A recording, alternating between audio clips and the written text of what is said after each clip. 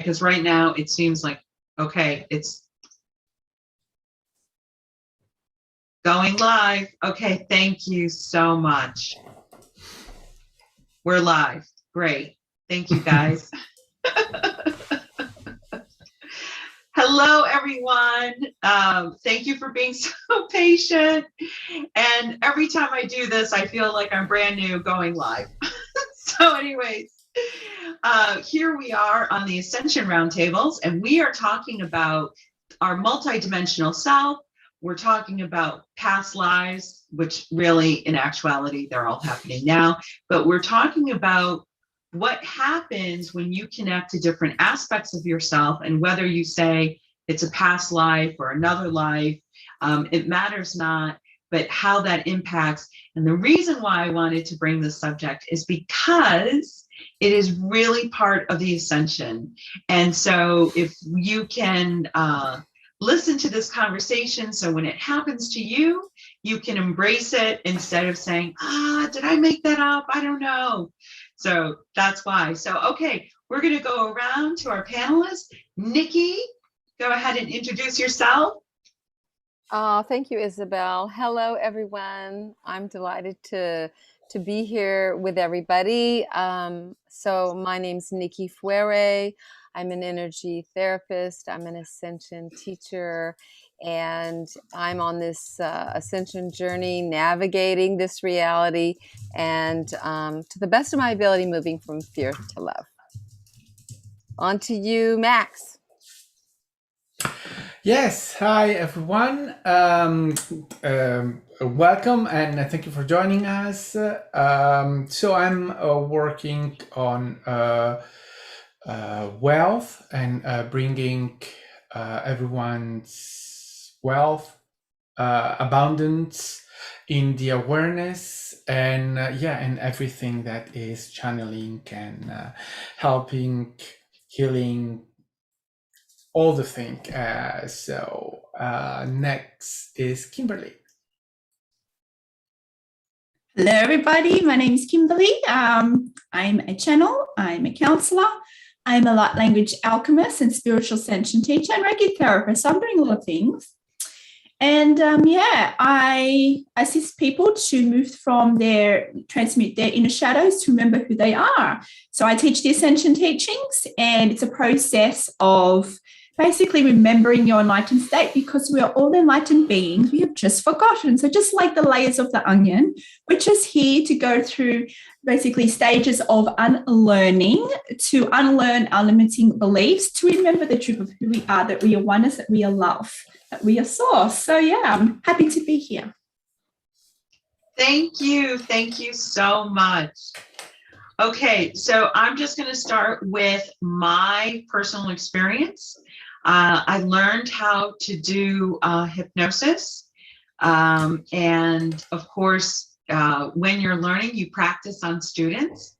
And the first time I was hypnotized, I went into Atlantis, and it was amazing. One of the first things I was struck by was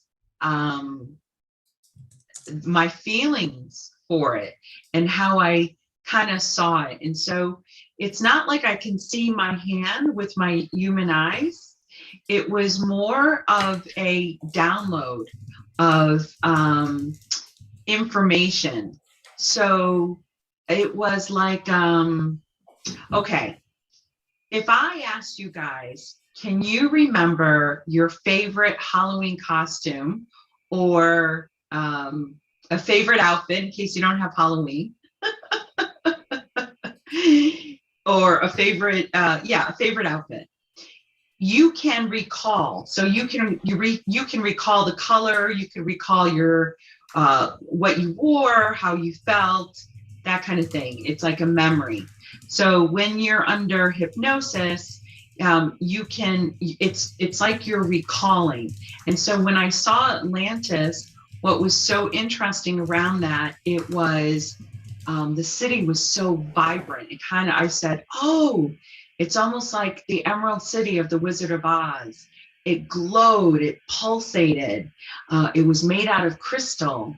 It was so interesting. And then I knew there was a vineyard in the town, and my Isabelle, you and mine would think that you would grow your wine outside of your city, but there was a vineyard inside the city, and it was actually Kimberley who channels 𝐩𝐚𝐬𝐿.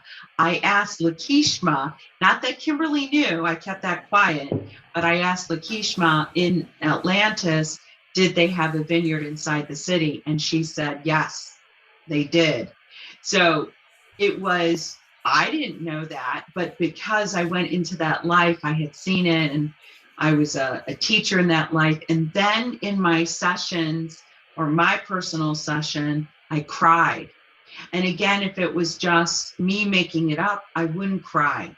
Okay, so how did visiting Atlantis help me in this life? Because when we are shown different aspects of ourselves, it's to understand this life.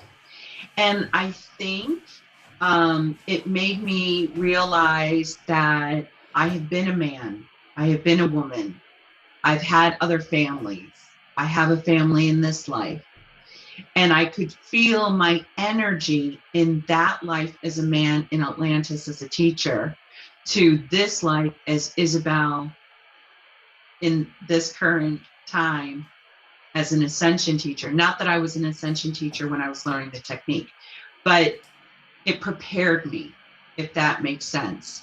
So I'm going to open it up to our panelists to share their perspective around knowing different aspects within themselves.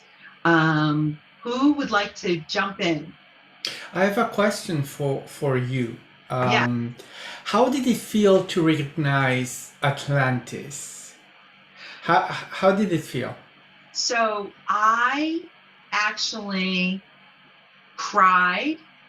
I saw my beautiful wife and my 2 children. And then I saw my Arcturian friends. And I cried at that moment because I missed my Arcturian friends, and I missed being in Atlantis. I missed, the soaring buildings, the light, the cohesiveness, the vibrancy of the humans and aliens living in Atlantis. And I missed, as a teacher there, we would teach our children psychic ability at age 2. We worked on it like how we teach our children how to talk and eat and walk. We worked on psychic ability alongside of physicality. And it was the greatest feeling. And then when my inner being came through and said, this is where humanity is heading, bringing forth modern day Atlantis. Again, not Atlantis of that time, but a new iteration of Atlantis. It was great. I was so glad I was able to see and walk through the city in my session. For me, recognizing Atlantis, so being there, I see myself in Atlantis, and I can see a figure, many figures, female figures. Atlantis was a matriarchy, so women were, what men are right now, right?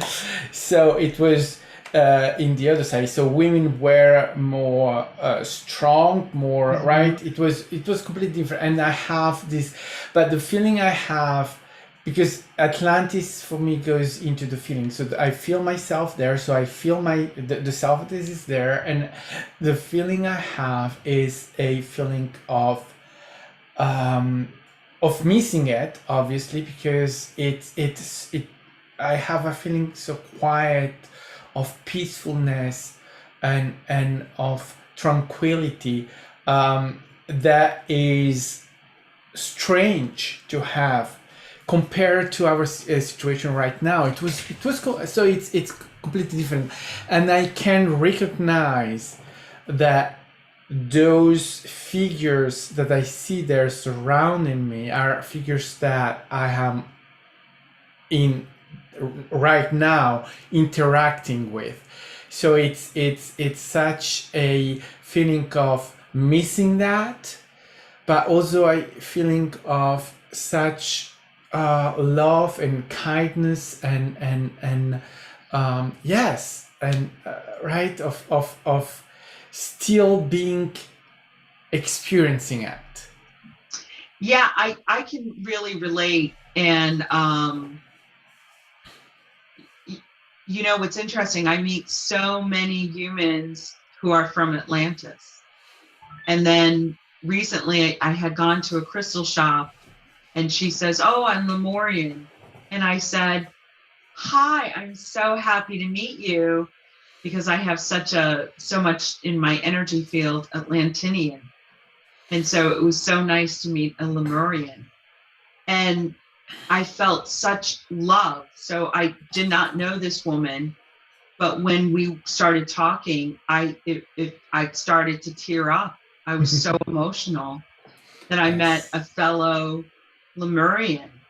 And I meet a lot of Atlantinian friends now in this time. And I'm just so grateful. But you're right, the divine feminine was very balanced and celebrated.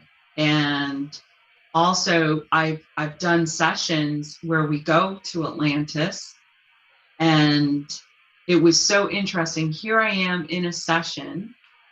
She's in a life in Atlantis, and she's going to a temple to talk to her inner being. She talks to her inner being in the session to receive the higher perspective while she's under hypnosis, while we're in Atlantis. And it was so surreal, but it was so interesting. And then I realized when we were in Atlantis, we would go within to our inner being. And that was just normal. That was like normal, like getting a cup of coffee at Starbucks now.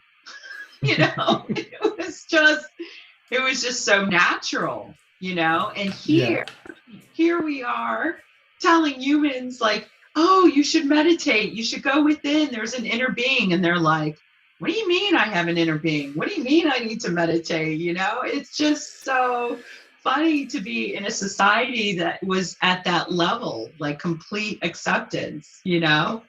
So I'm so grateful. And because I saw my Arcturian friends, and that's really when I saw it.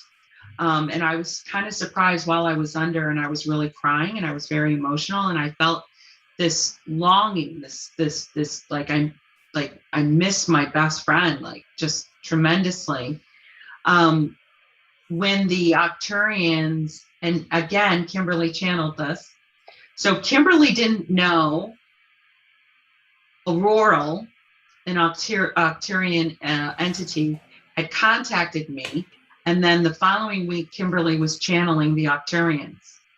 And I know I always do this to Kimberley, but I didn't tell Kimberley that I was contacted by an Arcturian. And sure enough, she had validated. When she was channeling, they had validated, "Isabelle, you know." And the Arcturians have very advanced technology. And but because I felt the missing the Arcturians, it prepared me to channel and connect with an Arcturian. So I'm grateful for being put under, to be honest with you, because it allowed me to be open to communicate with an Arcturian. Hey, I've got a question for you, Isabelle. So I also was witness to an experience you had when I did the timeline exercise with you. and let's just say I led you on some sort of hypnotherapy. It was a hypnotic trance sort of thing, and Totally. you went into another timeline where there was a lot of grief, okay, because you had exposure to a lifetime where there was great loss. I'm not going to give all the details because that's not for me to give. However, so you mentioned earlier, I was I teared up because I was like, I had missed my Arcturian friends, and life was so, it was so, the vibration was so much higher in Atlantis, apparently, right? And so my question to you is, so you had these glimpses, these experiences, you connected with these aliens and with the version of you at that time. So how is that beneficial on your own ascension path as a human experiencing a reality full of, like, let's just say, denser energies? How do you live that knowing what you've had in the past? Yeah, so a couple of things I just want to say. Nikki is an amazing therapist. I am so grateful for her to put me under a trance. That timeline exercise blew my socks off, if I can say that colloquial saying. And I was stunned. And Nikki also channels, and she was really channeling Asana, her inner being, assisting, which is Nikki, by the way. So in that session, something deep inside of me, Madeline, my daughter, came running down the stairs because she never heard me in anguish. I was literally in anguish, and I felt like my heart was ripped out of my chest. It was intense. It was anguish. It was beyond grief. It was anguish. And it was what had prompted this was I watch a lot of science videos, and there was a scientist, the Royal Institute, it's on YouTube, and there was Chris French, a scientist, and he was basically very methodically and logically disproving psychic ability. And my heart felt like it was broken or ripped. And then when, so I was talking to Nikki, and because Nikki's like, "Oh, Isabelle, what's going on with you?" And I told her, and I said, "Gosh," I said, "I'm so upset. Chris French looks like an amazing scientist, and he's telling humans that the non-physical beings don't exist, and we're not, like all this stuff." And I was really upset by it. So she did the timeline exercise, and I got the understanding that Chris French is necessary because humans can't go into the unknown.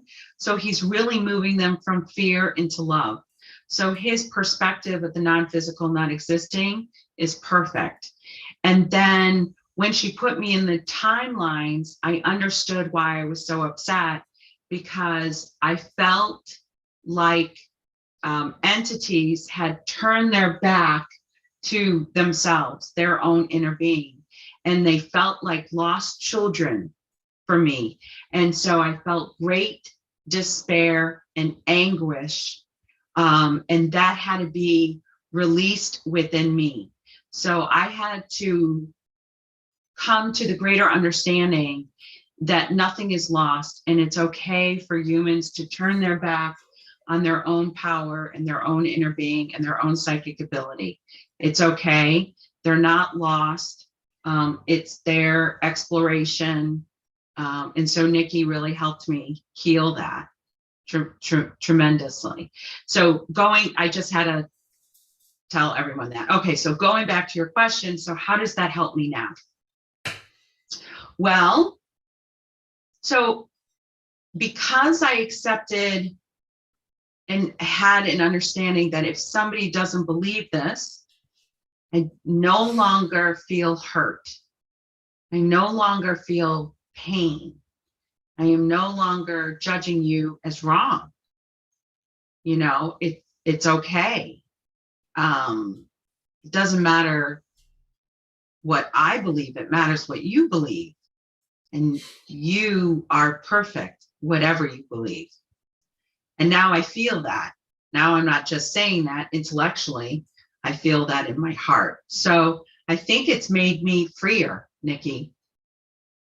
Can I say something like that?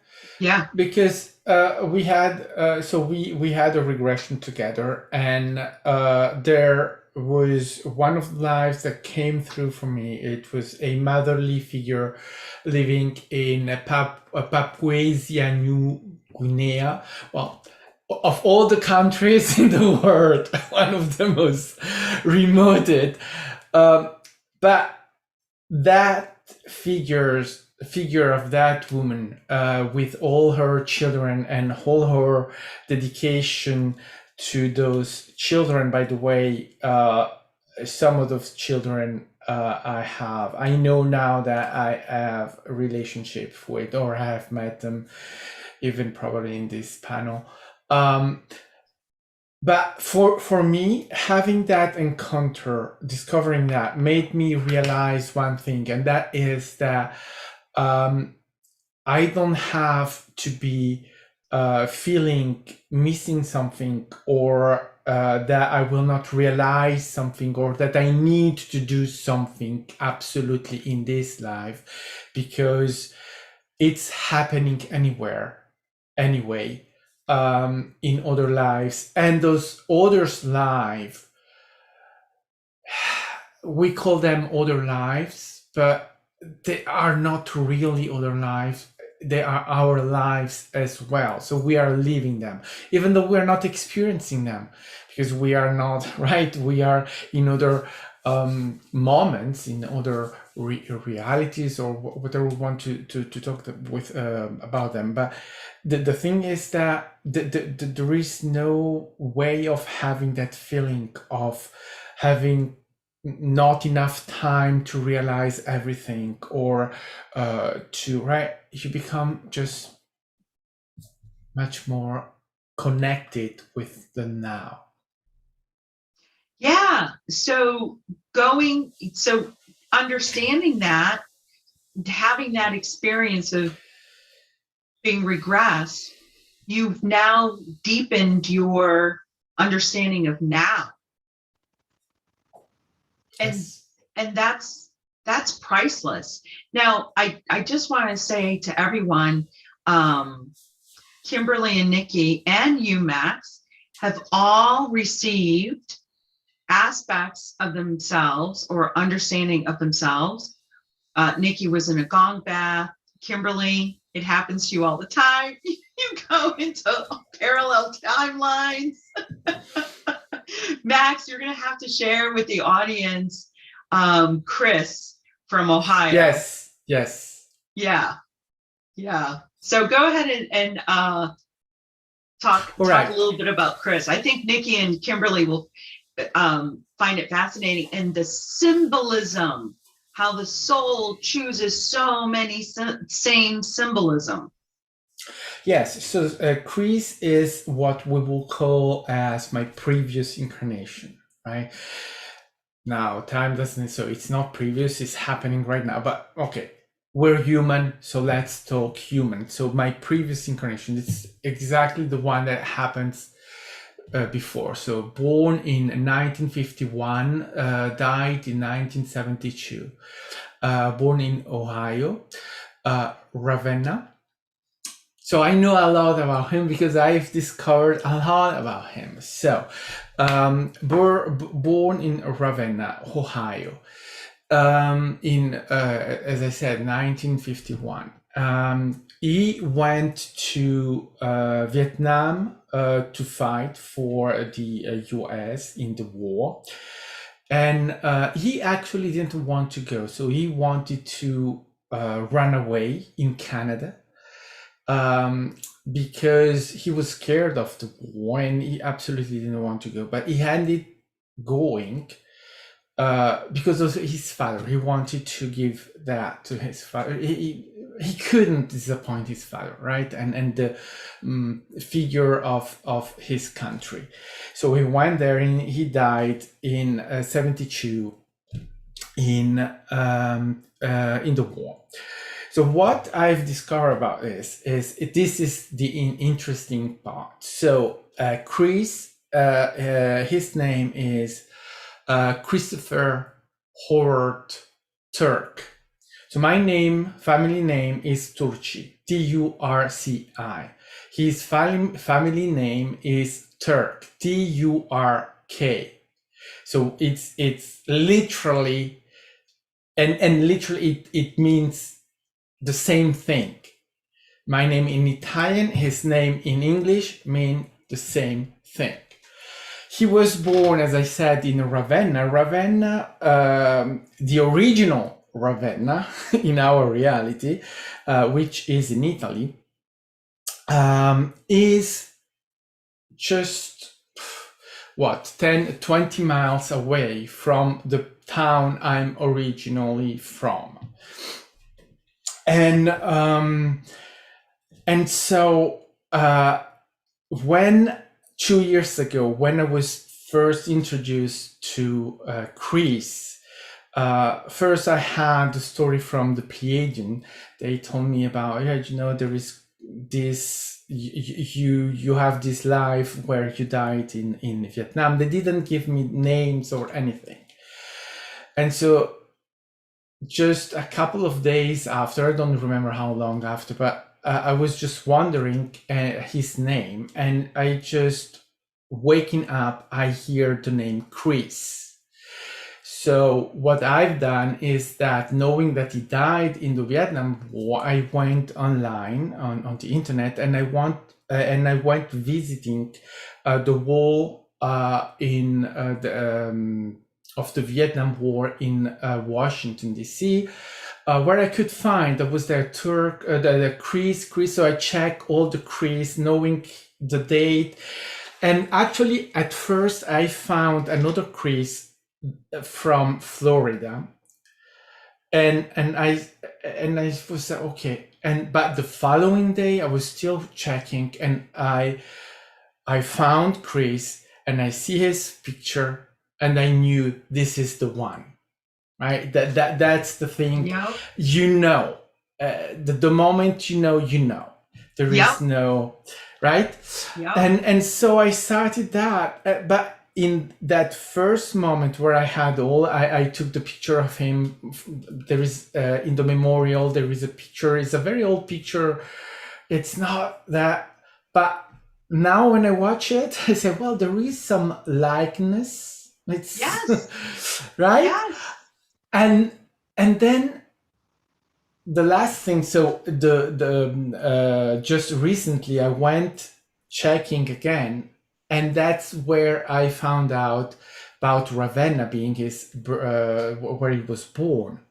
But it doesn't end there, because I know that Isabelle is from Ohio too. So I was curious about that. So I went to check Isabelle, and I saw that Isabelle too, you're from, so the town is? Parma.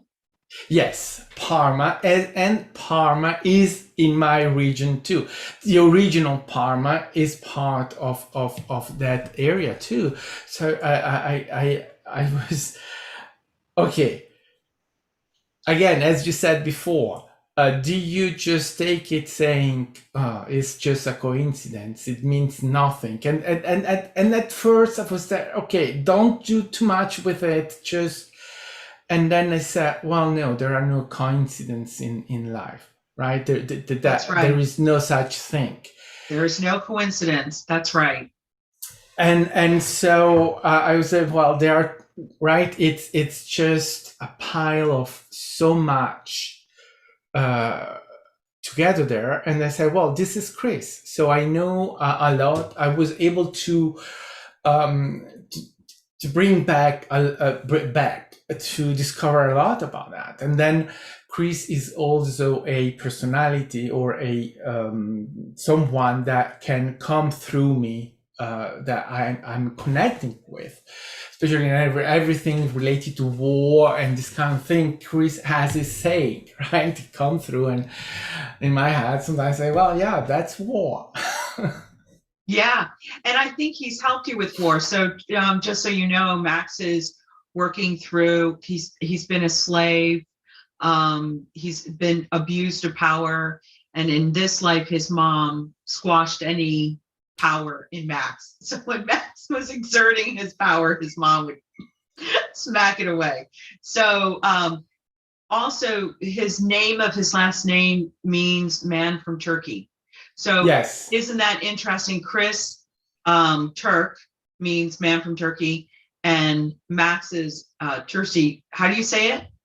Turci also means man from Turkey. And isn't it interesting that Chris was born in the similar name where Max was born in Italy, Ohio in Italy, right? And so I channeled around this because I was just so darn curious. And I said, hey, why does the soul pick these similarities? And they're for clues. They're clues. And spirit communicates subtly, my friends. Symbols and images are very important.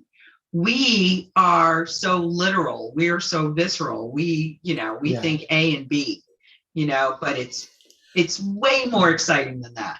And there's the last thing, as I was the other day, as I was watching these things, and there was the radio with a song, and the song was the Baghdad Cafe song. So and I had the thing, I'm calling you, and in repeat, right? I'm calling you, I'm calling you, I'm calling you. So, yes, I'm listening. Yeah. So Chris right? was in contact. Yeah. Yeah. So I know.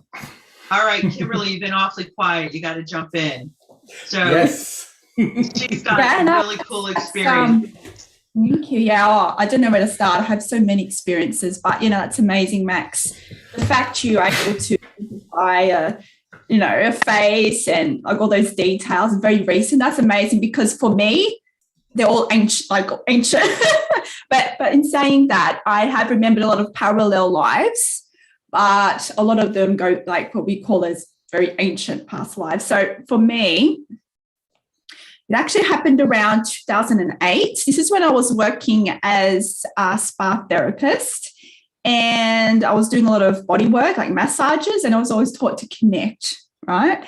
And then I started seeing all these visions, right? Just, oh my goodness, it went for about a period of a week.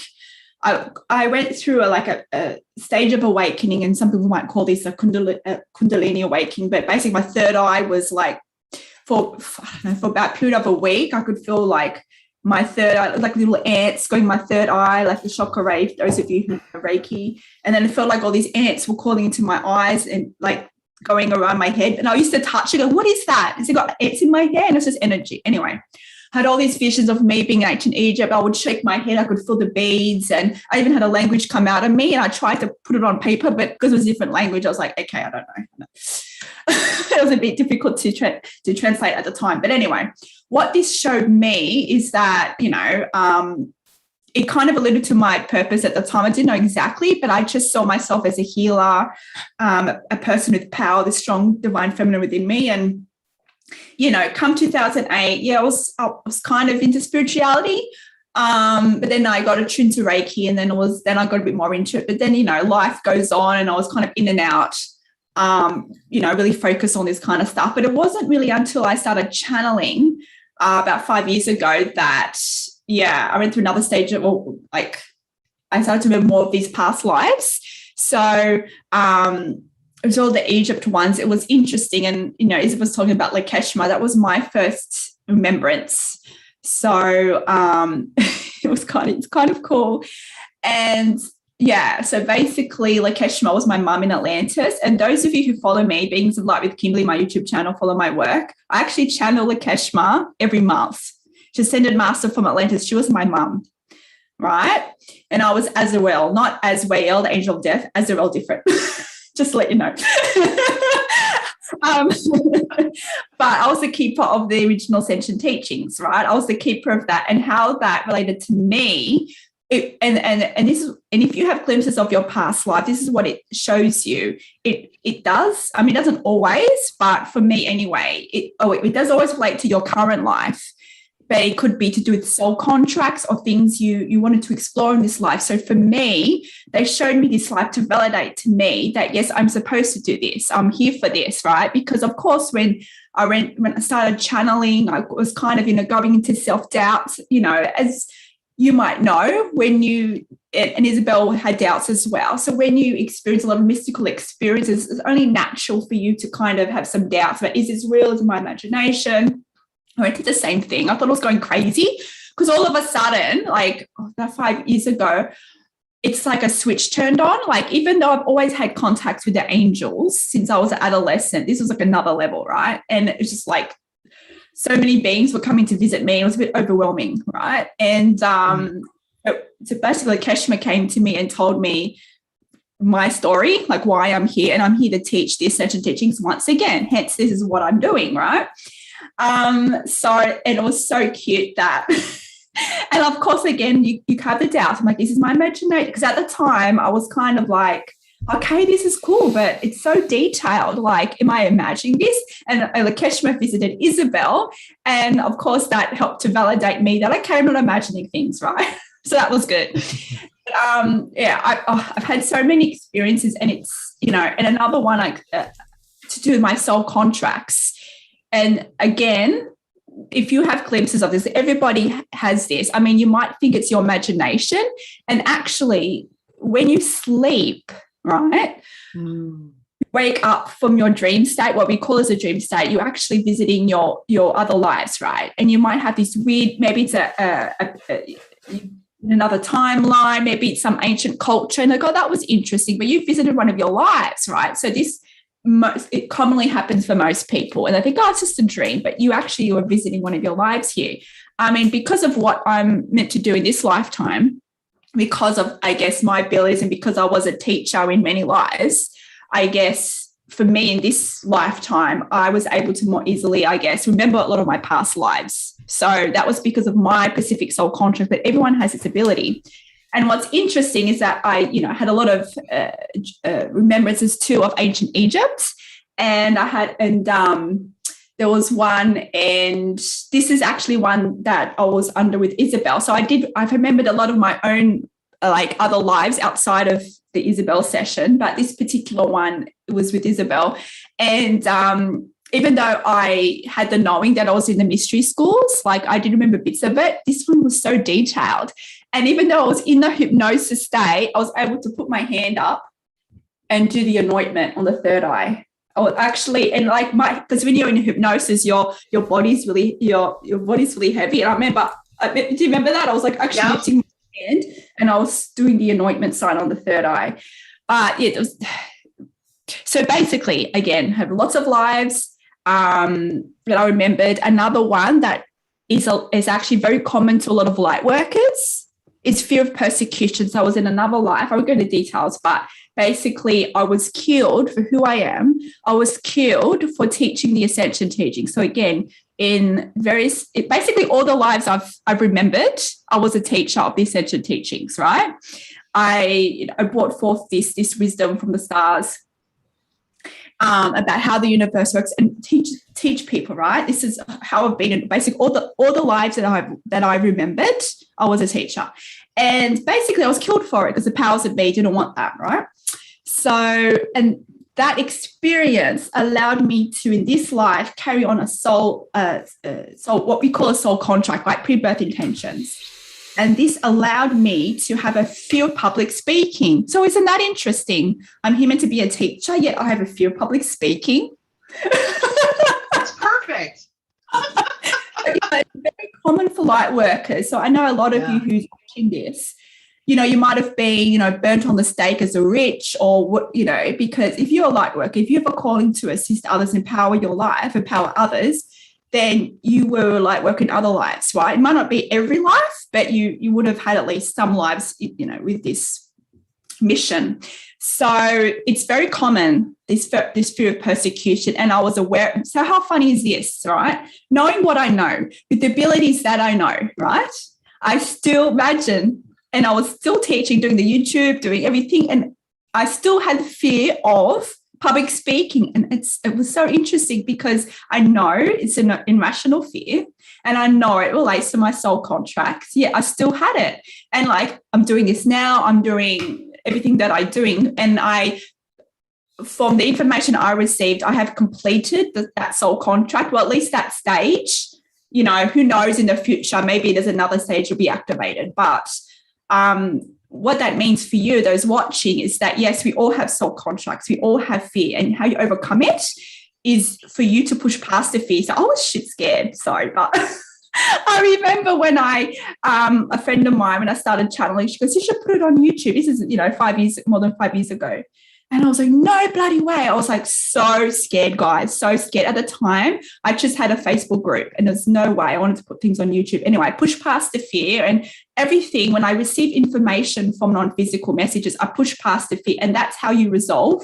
You learn, you expand from the soul contract. So from doing that, I expanded myself and I activated more of my purpose here. So that's how you overcome it. That's how you work through your soul contracts. And interestingly, just another thing I want to touch on is that part of what I do is higher self readings. And I've also done one with Isabelle.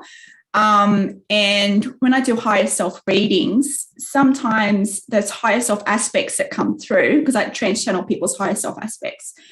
They have also had a life on earth. So what that has taught me is that, you know, we might think that our past lives are more advanced, right? But understand that we have aspects of our higher self that has lived also on earth too. And they're very, very wise beings. And these beings, because they get very detailed, you know, they were your priests, your priestesses, your goddesses, your ascended masters. So I would say it's more than just, I guess, I wouldn't say a random past life, right? But these lives, these higher self aspects, were elevated state of consciousness, right? And what's that shown me, and the details, like, it teaches me, it shows me, is that we have the potential to be at the same level in our conscious awareness of our higher self aspects. What the difference is that they had awareness of the universal laws, the laws of nature. They knew how to connect and engage with the energies of Earth, with Gaia, with the galaxy. They used the wisdom of where we live, and they were able to do that to empower themselves and their communities. So they had awareness, conscious awareness of this wisdom. So basically that's the only difference, guys. So if our higher self aspects can have this, and they lived on Earth, right? Not all higher self aspects, with more than one higher self aspect, FYI. But this has showed me that they're not like our higher self aspects. We think of them as like, they're so above us and they're so high. So we have that potential to embody that. It's just the difference is they have that remembrance of it. So that was a very, very fascinating thing. And yeah, it just shows you just how multidimensionally we are, how powerful we are. And another thing is, and like with the whole teaching thing, it's so funny. Like even when I did the session, when she put me under for her hypnosis, even in the regression I was teaching, like I cannot help but teach. I was like, it's meant to be like for me, but no, she was putting me under. And even though there was no audience, I was like teaching as if others would be listening. I'm like, oh my goodness. So even in the regression, I'm teaching. It's like, I can't help it, right? But anyway, it just shows that with my experiences and my experiences with my clients, it just shows me, you know, it basically just highlights that all this wisdom is within us. We've just forgotten. And all these lives we are living or have lived, the wisdom from these lives is accessed within us. So we might think, you know, yes, it's, I guess in our linear thinking, we might think we're more advanced back then. And yes, I remember a few different lives of Atlantis. And what 𝐩𝐚𝐬𝐬𝐿 said as well, and actually I'm writing a book with 𝐩𝐻𝐿𝐴 as my mum. And of course, she outs me in the book. Of course, she does. She likes to talk about me, like about her daughter. Anyway, that's a side note. It's very cute. But she comes through to teach that, the first great awakening in Atlantis, when it was her time in Atlantis, it's a parallel of what is happening now. So that's what she comes through as. And she emphasizes, and other beings that I channel, is that even though like society might seem more advanced back then, like with technology or because we're more advanced, but no, our vibration, who we are, is more advanced now. It's just we have forgotten. We just like the laws of the universe expands, so do we. So even though we might appear, like we might look in our surroundings, and this happened to me, right? I looked at my life, look at my conditions, I question myself, who am I to be a teacher? And you kind of judge your society and your life, right? And that's happened to me. And that's why 𝐩𝐻𝐿𝐴 kept pushing me who I was and telling me, all these stories to help elevate my perception of self-worth. Because yes, at the time I thought, who am I to be this kind of person, right? So basically, and my end point is, I know I like to talk a lot. Like I said, I can't help teaching, right? So the thing is like, who we are, so who you are, is the most advanced you've ever been. Yes, you might have had remembrances, like we call these golden ages of consciousness. We've entered that right now. And we might like to go to these places and go, we were so advanced there, but look at us, we're not advanced. But no, it's just an illusion. We are much more advanced here. You know why? Because we have imprints of all those lives within us, in our, the beings that I channel refer to it as our divine blueprint, which is kind of like a spiritual mainframe. It has imprints of all the lives we have lived and our abilities and wisdom. So basically, when we raise our frequency, we activate. That's how we remember.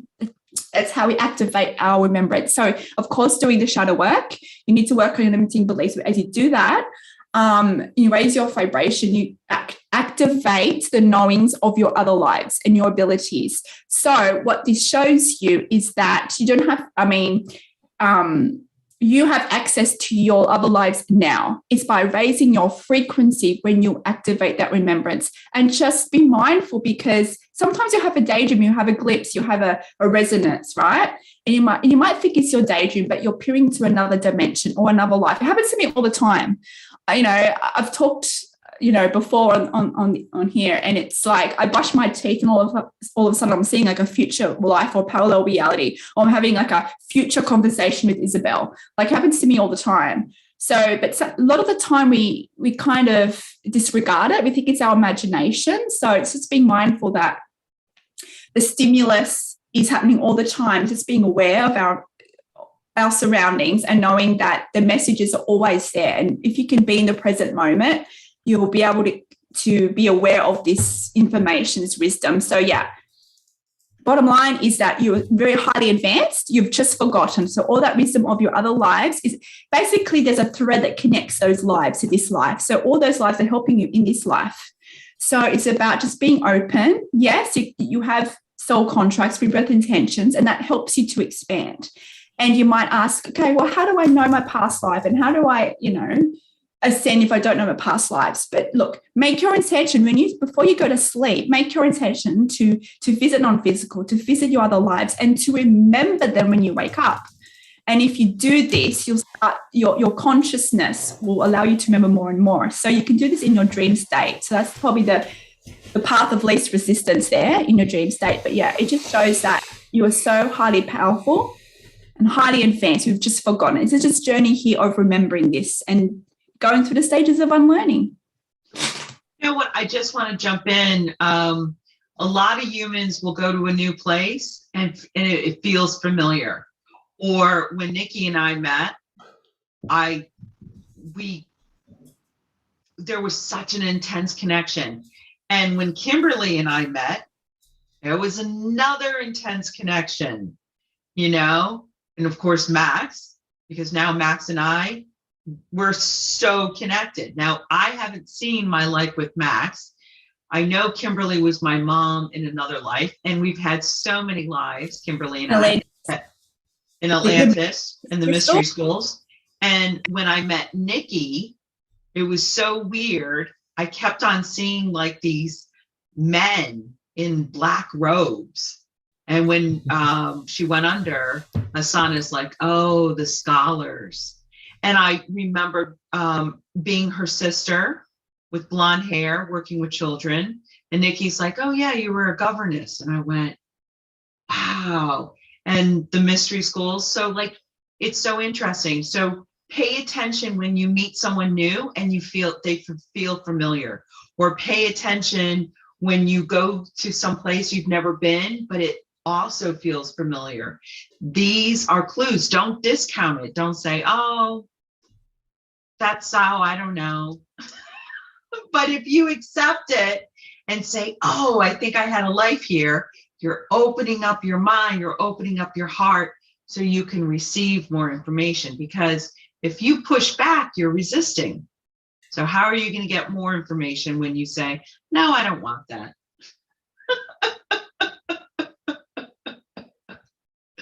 So what about you, Nikki? Tell us about your experience with different aspects of you.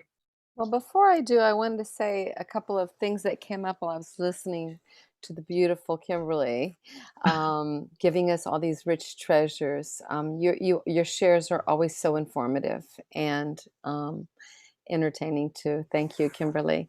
I was thinking about the people that are listening and that will listen who have never had these kind of experiences.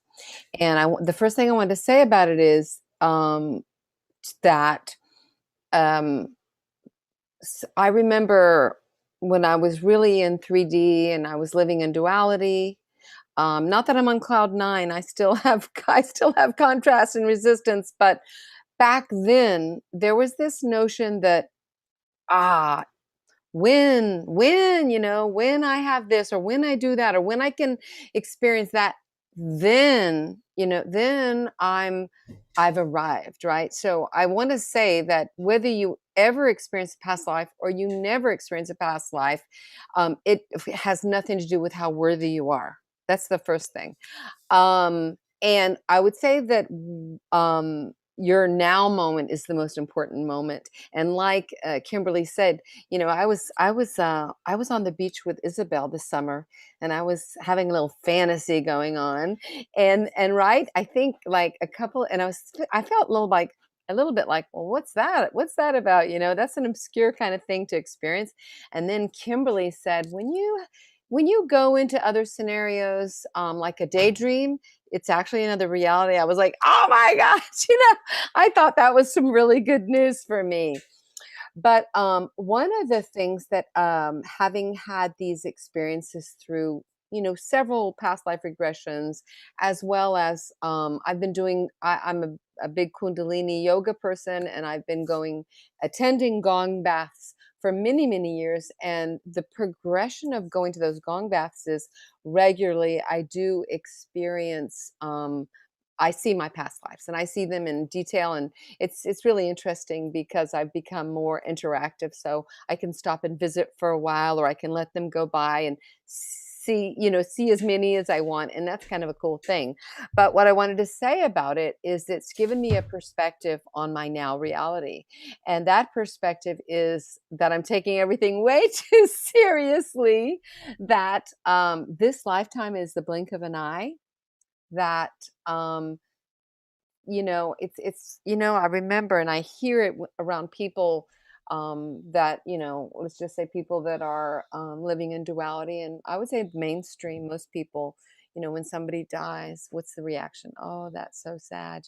And we have Isabelle and I have a common very, very good friend who just lost someone, and we know it's not sad. It's not sad. It's like we can actually talk to that person and think about that person with great love. And I don't really feel sad, because I know that this is just how it is. And like when Max was talking about Chris Turk, I went online and I saw a picture of him, and it was like, wow, he only lived 22 years or 21 years or 20 years, whatever it was. And like the normal mainstream thought the go-to thought would be, how sad. But then Max came along, right? And that we are eternal beings. So that's a really important thing to remember. And I think it gives us a lot of perspective, because what I hear from like the most people that are out there, I'm going to say going that drudging along on that road, trying to get success or whatever it is that is going to help them to feel worthy. They feel like they have to do it all in this lifetime. And so that gives us a little bit of a break. We can like relax our shoulders a little bit. It's like, I remember when I first started going on the Ascension journey, I mean, I'd been like law of attraction for a long, long, long time, but really when I really got into the teachings of Joshua and I really understood, about practicing neutrality, about processing my limiting beliefs, about moving in and clearing all that shadowy stuff that Kimberly was talking about so that I could feel freer, so that I could feel more love, which is freedom. It just opened everything up for me. But I would hear like people say, "Oh my God, Nikki, you need to do this and do that. You need to get out there." And me too, fear of public speaking, right? And I attribute it to a memory from when I was a little kid in this lifetime, but it probably goes way back. Now, that is one thing that I would say I saw through the lifetimes that Isabelle has channeled, like worked with me on, is there are running themes through my lifetime. So one of the running themes, of course, unworthiness. As Roxanne would say, we all have PhDs in unworthiness, right? And but my unworthiness has manifested throughout many, many, many lifetimes as being a victim and the man having the power. So most of my lifetimes that I've seen I'm a woman. There was one lifetime where I was extremely powerful as an Egyptian like warrior, right? And I was very powerful then, and I believe that the crux of this, the whole result of knowing and being exposed to that lifetime was I was like killing for my father and stuff, and I like somehow established a belief that being powerful could be dangerous. So I think that affected many lifetimes after that of not stepping into my power. And that's super interesting to see. But what's really interesting, what Kimberly was talking about with the soul contracts, was that I feel like in this particular lifetime, I have absolutely purged, cleared for myself, and also for the collective conscious. In a way, it's been like lots of work, lots of soul work. That's why I'm with Isabelle, we had this great Ascension integration class where we were teaching about really moving into the shadow. So I do feel like I've come out of it, because I came into this life being a victim, and I am no longer the victim. It doesn't mean I don't sometimes have contrast or resistance, but when you do the work, the results are great.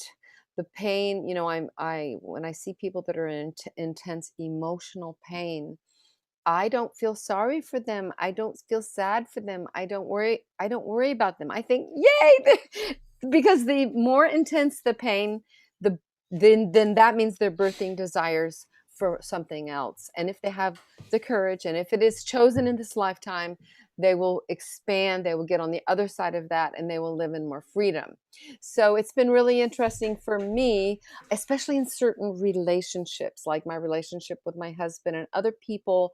One of my lifetimes with my husband, it was in Europe. I think it was in the 18th century, and I was taking care of him, working 2 jobs because he was handicapped, but he didn't really love me. That's what, this was in my Akashic records, and I had somebody facilitating this information. And it was funny because in this lifetime with my husband, I've felt like the power's been reversed a little bit. Like I've just felt like in a way it wasn't quite balanced, and it was just so interesting to think, oh, we just played these. I knew it, but then it was like really integrated when I saw these lives. They're like, oh my gosh, we're all just playing these roles.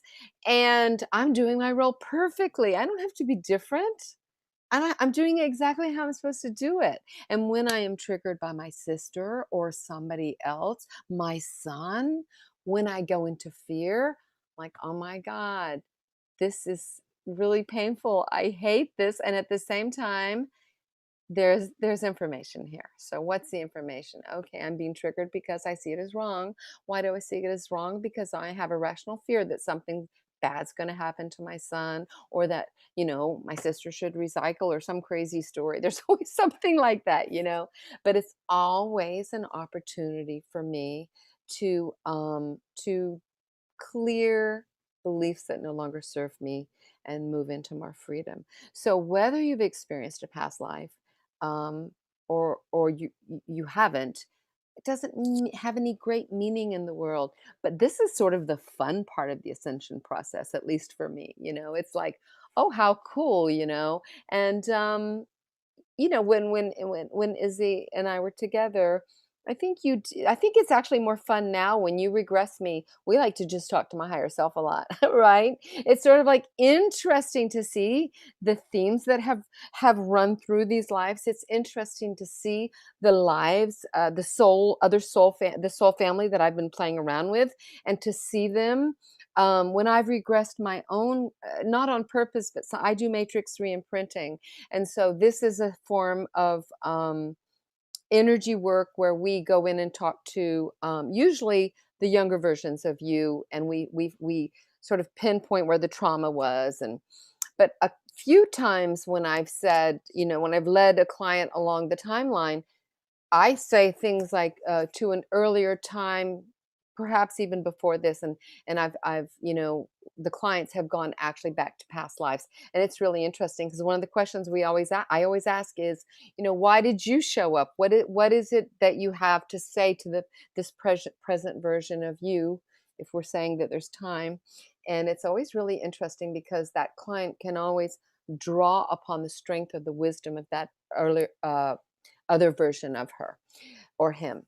So, I don't think it's really interesting for me to go into all the particulars of the lives that I've experienced. I hope that I've been able to share the wisdom, and the strength, the realizations that I've had through the work that I've done with all of these light workers, in particular my lovely Isabelle. Thank you so much. Nikki, thank you. And one of the things that I loved how you pointed out was themes. You noticed a theme, and how you can pull when you do matrix re-imprinting, how you can help pull that aspect of that life forward. So this is why I think Chris is working with Max. I think Kimberley, you were shown your ancient lives so that you could pull forth that knowing and understanding in this life. I think I was shown Atlantis many of times, so that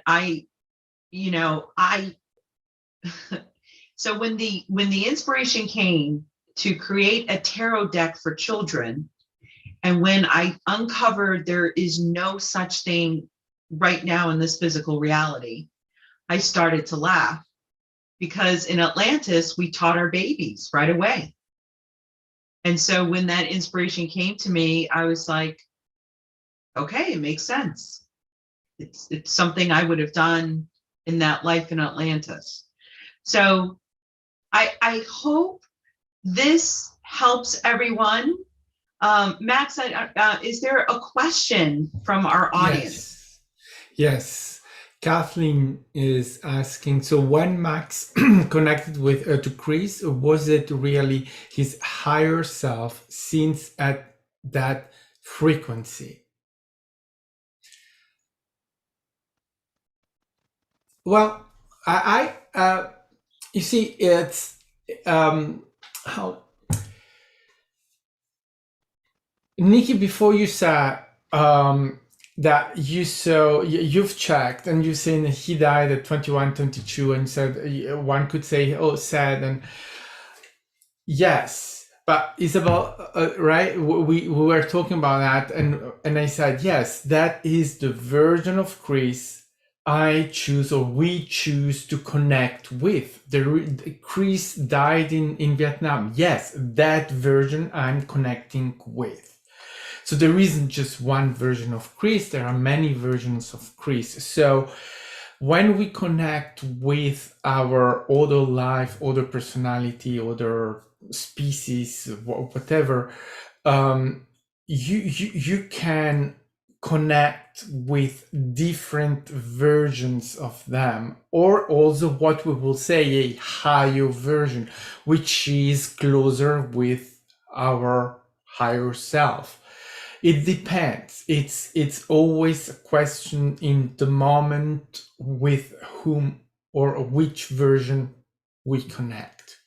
It's never the same. It doesn't have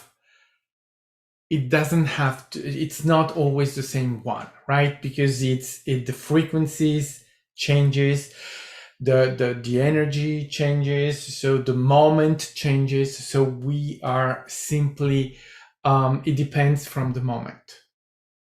It's really right like that, because one moment I can maybe connect with a echo of Chris in Vietnam, the other moment I can connect with the higher version of Chris, which will be a more global version, in a different moment of vibration, of energy, of being.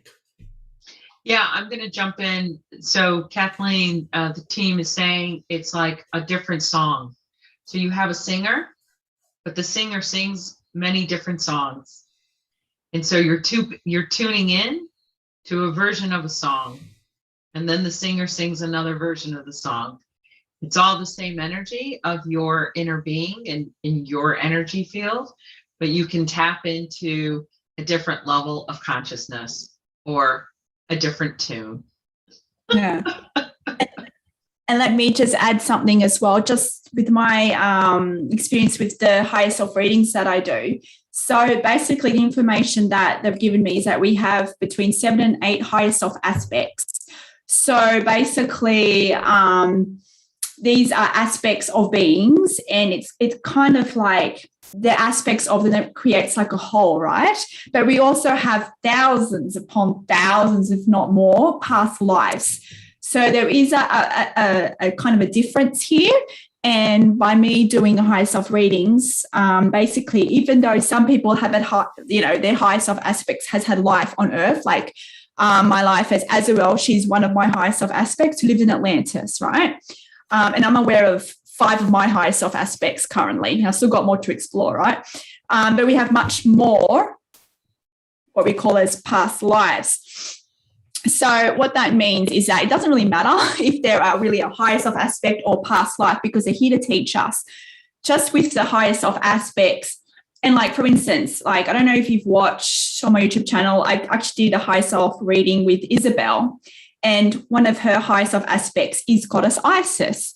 And basically because I channel Isis all the time, but when I trans-channeled Isabelle's higher self aspect as goddess Isis, it was different, right?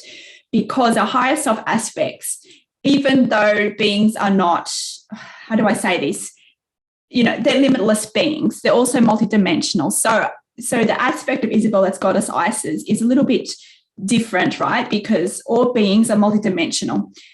And I don't know if you felt that, Isabelle, but for me, channeling your higher self aspect, it was different to how I usually channel goddess Isis. So energy is slightly different, because it's like taking one aspect of that being. It might not be, for instance, I could say the totality of that being, but there's no totality in anything, right? Because all energy is limitless, right? But let's just say a certain being kind of teaches X, Y, and Z, right? But maybe this higher self aspect only is aligned to the aspect of X, not X, Y, and Z. So it's ingrained, and you have other higher self aspects, and this kind of forms your personality, and also relates to your soul purpose here, right? And it's very interesting, because I'm aware of, like I said, several of my higher self aspects, and when I've gone through the integration process, I really feel my personality has shifted as well. another one of my higher self aspects is Ishtar, goddess Ishtar. And she's fiery. And when I integrated her, I was like, whoa, she's so foreign to how I usually am, right? Because I used to be kind of this people pleaser and like, oh, no confrontation and ooh, like, and when I started to integrate her, I was like this fire, and I was like unapologetically saying things that it to people, not aggressive, just assertive, but because I was so used to being sometimes more passive, the assertiveness, that fire and that passion seemed to be a bit like jarring, like whoa. And of course took time to integrate that. But it just shows that, it actually forms your personality. So end of the story, I guess, you would know if it's a higher self aspect or just another life, because they usually are elevated states of consciousness. So they would have much awareness of who they are, about, how the universe works. So, for instance, a lot of people that have had high self readings, they were shamans, right? They were people who were able to tap into the rhythms of Gaia, or were able to communicate with the galactic beings, or, they were elevated positions of society. Or if not, I've even had a hybrid, yes, as a higher self aspect. So that also happens. But end of the day, it kind of doesn't matter. It's just about tuning into the wisdom that comes through. So they're all here to teach us, whether it's to do with soul purpose, because higher self aspects usually relate to soul purpose. So when I've done higher self readings, they talk about reasons why you're here in relations to your specific mission. So that's also a kind of a way to know if it's a higher self aspect or past lives. So past lives are very much, or parallel lives, is really more for our soul contracts, right? Whereas higher self really relates to purpose, missions here, if that makes sense. So it's kind of more of a, of course, they do come with soul, soul contracts, or we call it soul contracts, but it also relates to that as well. Anyway, okay. yeah. So Kathleen asked, she had sessions with me actually, and she noticed that she was always alone in those lives. So Kathleen, you have a theme going on, because you were alone in many of those lives, and you're wondering why, right? And so that is the inner work, right, Kimberley? Like if you see, like you were afraid of persecution and then you had a fear of speaking. But in your lives, so Kimberley has seen many lives as a teacher. So Kimberley didn't ask, well, why am I a teacher? Although we did get the understanding that she was created with the purpose to teach oneness in the universe. But did you ever question that?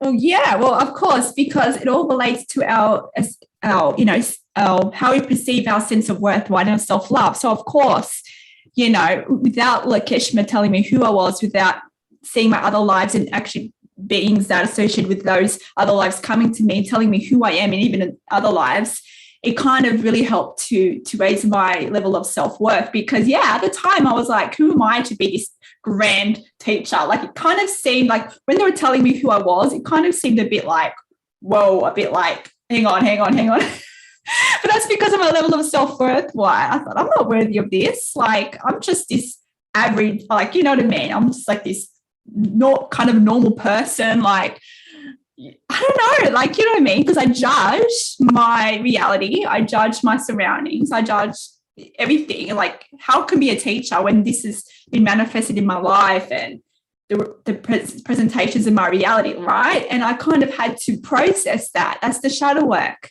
I really had to work on my perception of self-love and self-worth.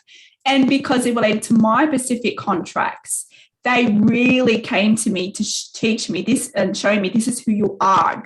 Don't be afraid of your own power. And don't be, because I really was afraid of, even though I couldn't be killed in this life, I was really afraid of social persecution. And it was so real to me. And even though in my mind, intellectually, I know this is such an irrational fear, it's so real for me because, I was killed for it. So it's just so interesting. Even if you have the awareness, you still have to process it. Like, just because we know of a lot of this information doesn't mean we bypass out, doing the inner work. We all have to do the inner work. All of us have to do it. Right. So Kathleen is perceiving her lives alone as wrong.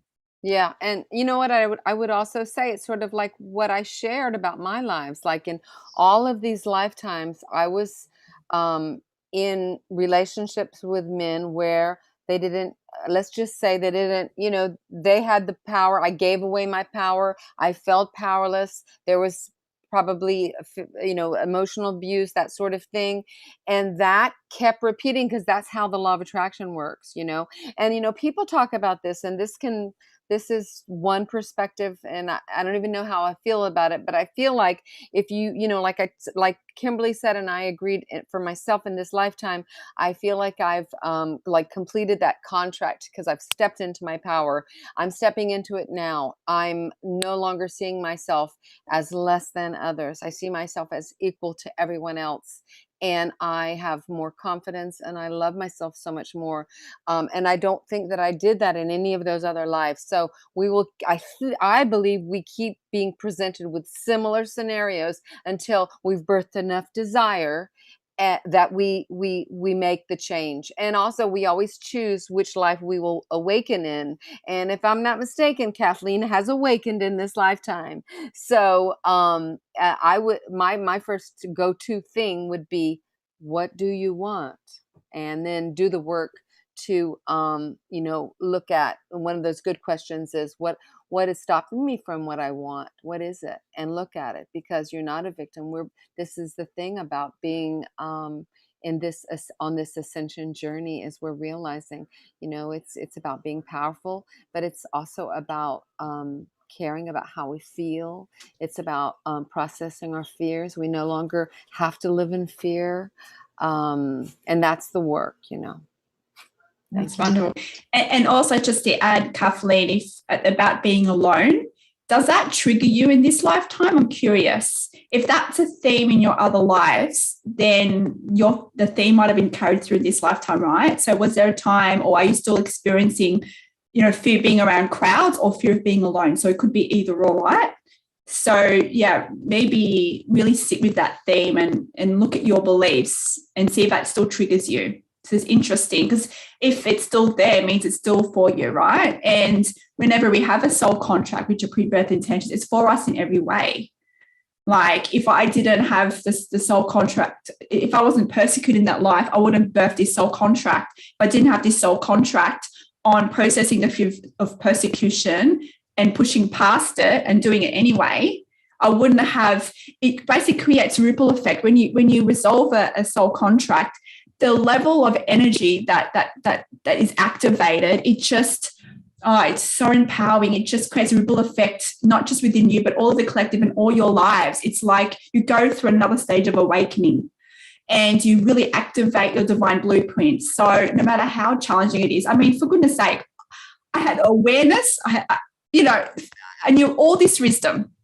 I knew all the techniques. Yeah, I still had fear of social persecution. It's like, come on, guys. And even for me, it was so strong. And I just had to continuously, over years, mind you, it doesn't happen like, oh yeah, it's my soul contract, and I'm just going to push past the fear the next day and that's it. No, I had to continuously work on it, continuously put myself out there. When the universe presented the opportunity to teach publicly, whether it was a podcast, whatever it was, yes, it would trigger me, and I would have to process, push past the fear, doing interviews with random people I don't know. They want to interview me, and yes, the fear comes up. What if they're going to say this, and are they going to betray me? This doesn't matter. I had to process it, and it's like you have to step in the unknown, and I have to keep putting myself out there. So now it's got to the stage, then yes, I still, in some certain projects, I still might have that fear, right?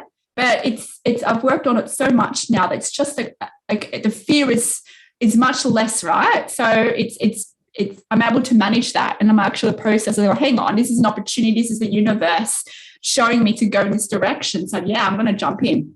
but it doesn't happen overnight. So if you have a soul contract and it's very challenging, like, I don't know, Kathleen, if you're still experiencing this contract now, but those of other people watching this, if you have that still, it's okay.